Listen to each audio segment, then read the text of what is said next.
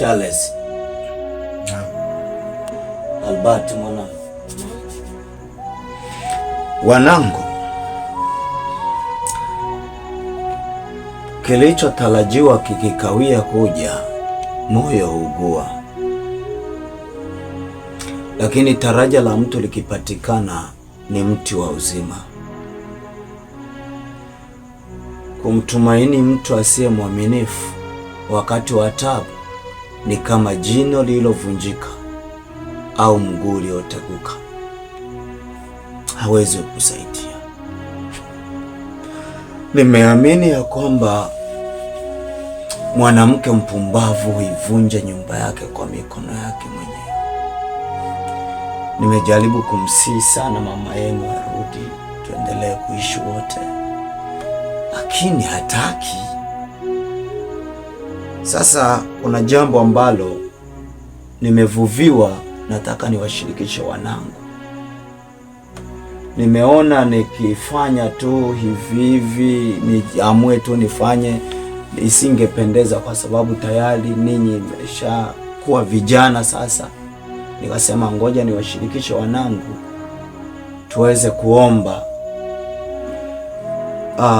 Mimi nimeona bora tu nitafute mwanamke mwingine nioe.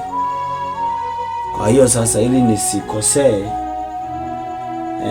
nisije nikaleta hapa mwanamke akaja kuwafanya kuwa watumwa akawatesa. Kwa hiyo nimeona niwashirikishe, tukae tuombe. Unaomba na nani? Na ili iweje? Baba, usimtende mama mambo ya iana, maana Mungu huwa anachukia sana familia kuachana. Labda tu kifo kiwatenganishe, lakini unapopanga kuachana, kutenganisha kitu ambacho Mungu kakiunganisha, hapana. Labda ombe na Albert, lakini sio mimi. Si kwa nini nimekukaribisha kwenye hichi kikao? Nilijua tu utapinga, ndio maana nitaka nisikushirikisha haya mambo. Wewe Charles, nakujua moyo wako unaambatana na mama yako. Mimi nimfanye nini? Nimemsii mara ngapi? Nimembembeleza mara ngapi? Hataki kuja. Sasa mimi nimfanye nini? Nitaishije mimi? Hivi unajua wewe Charles, unaelewa ninavyoumia moyoni? Mwanamke mwenye hekima huijenga nyumba yake, bali mpumbavu huibomoa nyumba yake kwa mikono yake mwenyewe. Sasa mimi nimfanyeje? Nimfanyeje mama yenu? Nimembembeleza, hataki. Nimejaribu kuongea na baba mkwe akamsii, naye hataki. Kiburi tu, kiburi. Na kiburi kaburi. Anazika yeye mwenyewe, ameizika mwenyewe ndoa kwa sababu ya kiburi chake. Mimi nimfanye nini? Nimfanye nini Charles? Halafu najaribu kuambia hamtaki kusikiliza. Mimi nifanyeje? Mnajua ninavyoumia. Albert, mnajua.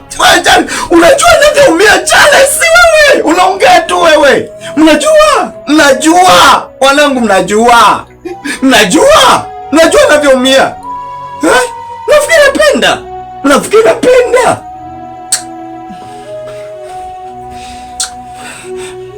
Wewe kaa hivyo mwanangu. Albert, tutaomba baba.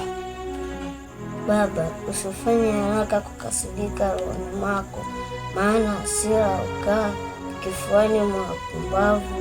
Baba, wewe ni mwenye hekima, si mpumbavu. Usitumie hasira kufanya maamuzi, kwani hasira ni hasara na haraka haina baraka. Baba, vumilia. Lisiwezekana linawezekana. The impossible is possible. Utakayote kwa kupa ukosa vyote. Kwa sababu ninyi bado watoto wadogo, hamuelewi hichi ninachokizungumza. Hamjui tena. Wewe Charles, wewe mtoto, wewe ambatana na mama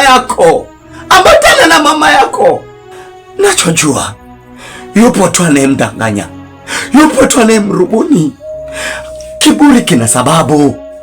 Amepata kiburi kina sababu. Hawezi kuwa na kiburi vivi, kina sababu.